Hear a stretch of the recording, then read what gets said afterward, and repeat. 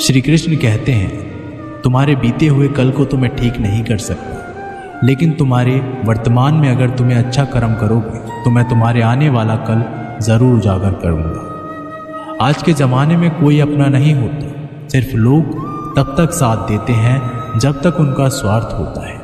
अगर कोई अकेला है तो इसका मतलब ये नहीं कि उसे कोई पसंद नहीं करता, बल्कि वो अकेला इसलिए है उसने दुनिया की औकात देखी है। लोगों को परखने की आदत डालो। जैसे हर चमकती चीज़ सोना नहीं होती, वैसे ही हर अच्छा दिखने वाला इंसान सच्चा नहीं होता। अकेले रहने का मज़ा ही अलग है, ना किसी की ज़रूरत और ना किसी से उम्मीद। सफाई वहाँ देना चाहिए जहाँ उसे सुनना और समझने वाला एक खुला दिमाग हो। मेहनत एक ऐसी चाबी है जो बंद भाग्य के दरवाजे को भी खोल देती है। डाली से गिरते हुए पत्तों ने क्या खूब कहा है कि अगर बोझ बन जाओगे तो अपने ही तुम्हें गिरा देंगे। क्रोध को प्यार से, बुराई को अच्छाई से, स्वार्थी को उदारता से और झूठे व्यक्ति को सच्चाई से जीता जा सकता है। जिस तरह समुद्र के खारे पानी को गर्म करने के बाद नमक के कण दिखाई देते हैं, ठीक उसी तरह से जब हम ध्यान, भक्ति और तप करते हैं तब हमें भगवान के दर्शन होते हैं। इसके लिए हमें हमारी बुराइयों को छोड़ना पड़ता है, तभी हम ईश्वर को प्राप्त कर सकते हैं। अगर आपको बहुत सारे परेशानियों से गुजरना पड़ रहा है तो आप खुश हो जाएं, क्योंकि भगवान की नज़र आप पर है। देर से ही सही, लेकिन वो आपकी ज़रूर सुनेंगे। इंसान का भाग्य उन्हीं के कर्मों का फल होता है जो उसने अतीत में किए हैं। इसी तरह वो लोग जो आज कर्म कर रहे हैं वो उनके आने वाले कल का निर्धारण करते हैं। भगवान बोलते हैं, तू करता वही है जो तू चाहता है, पर होता वही है जो मैं चाहता हूँ। तो तू कर वही जो मैं चाहता हूँ, फिर होगा वही जो तू चाहता है। अतीत को बदला जा सकता है, वर्तमान से बचा नहीं जा सकता, लेकिन केवल भविष्य को संवारने का कार्य ही वर्तमान में किया जा सकता है। क्या फ़र्क पड़ता है हमारे पास कितने लाख, कितने करोड़, कितनी गाड़ियाँ और कितने घर हैं। खानी तो बस 2 वक्त की रोटी है, जीनी तो बस एक ही ज़िंदगी है। फ़र्क सिर्फ इस बात से पड़ता है कि हमने कितने पल खुशी से बिताए, कितनों की खुशी की वजह हम बन पाए। सुख दुख एक सिक्के के 2 पहलू हैं। जहाँ सुख होगा वहाँ दुख भी होगा, और जहाँ दुख होगा वहाँ सुख भी होगा। इसलिए सुख दुख के बारे में बिना सोचे निरंतर अपने लक्ष्य को प्राप्त करने के लिए प्रयास करते रहना चाहिए। एक बात हमेशा याद रखना, किसी के सामने गिड़गिड़ाने से ना मोहब्बत मिलती है ना इज्जत। इसलिए अपने स्वाभिमान को जिंदा रखो। कोई अगर आपकी किस्मत में होगा तो वो आपके पास खुद भी चल कर आएगा। दूसरों को हराने का मौका मत दो, बस खुद को आगे ले जाने की जिद पालो। कभी हार ना मानने की आदत ही एक दिन जीतने की आदत बन जाती है। एक बार एक व्यक्ति नदी के पुल से ही कहीं जा रहा था, तभी अचानक उसके पीछे कई बंदर पड़ जाते हैं और उस आदमी को परेशान करने लगते हैं। वह आदमी अपने आप को बचाने के लिए उन बंदरों से दूर भागने की कोशिश करता है। तभी सामने से एक आदमी आकर उस आदमी को कहता है कि तुम इन बंदरों से मत डरो, तुम जितना इन बंदरों से डरोगे वह तुम्हें उतना ही डराएंगे।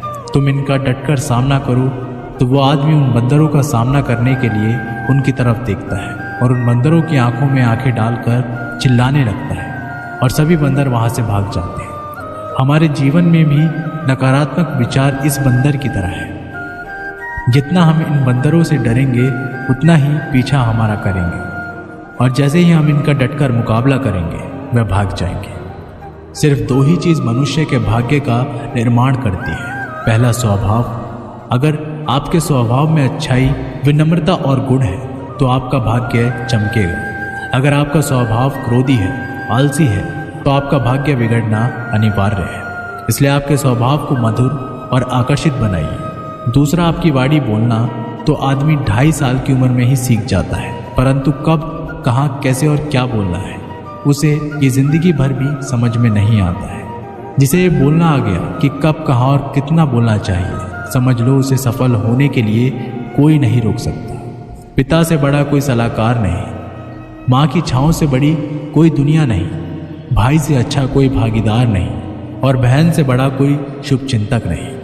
इस मतलबी दुनिया से कोई मतलब ना रखो, और मतलब रखना है तो अपने मतलब से मतलब रखो। अगर तुम्हारे घर आग लग जाए तो लोग सहानुभूति प्रकट करने आते हैं, वो कहते हैं बहुत बुरा हो।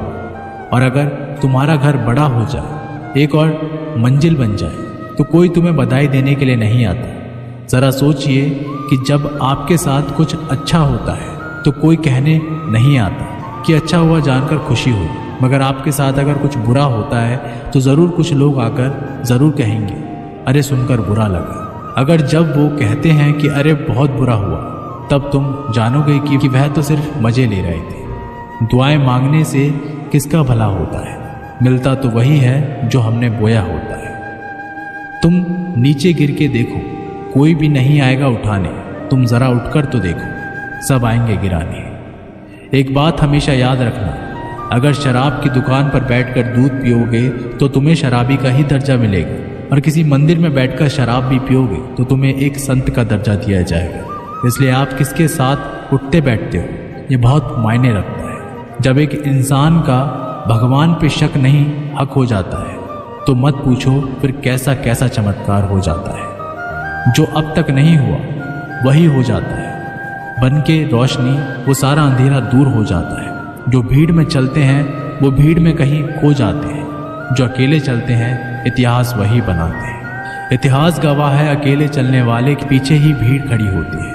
एक बार एक संत के पास 2 तोते थे।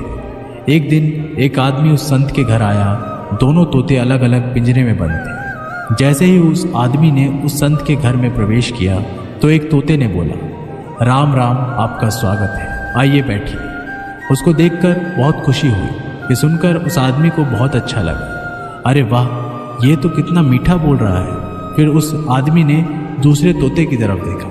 उस तोते ने उस आदमी को इतनी गालियाँ बकी कि उसको मारो, पीटो, लूटो। ये सुनकर उस आदमी ने उस संत से कहा कि अरे संत जी, ये क्या मामला है? एक तोता गालियाँ बक रहा है और दूसरा तोता इतना मीठा बोल रहा है, आइए स्वागत है, ऐसे मीठे मीठे शब्द बोल रहा है। संत ने कहा, मैंने इन तोतों से एक जिंदगी का पाठ पढ़ा है। जब ये दोनों तोते पैदा हुए थे तब मैंने एक तोते को डाकू को भेज दिया था और दूसरे तोते को एक साधु के यहाँ भेज दिया था। जो तोता साधु के घर पर चला गया वह कहता है राम राम, आपका स्वागत है, और जो तोता डाकू के घर पर पला बढ़ा वह कहता है मारो, पीटो, काटो, लूटो।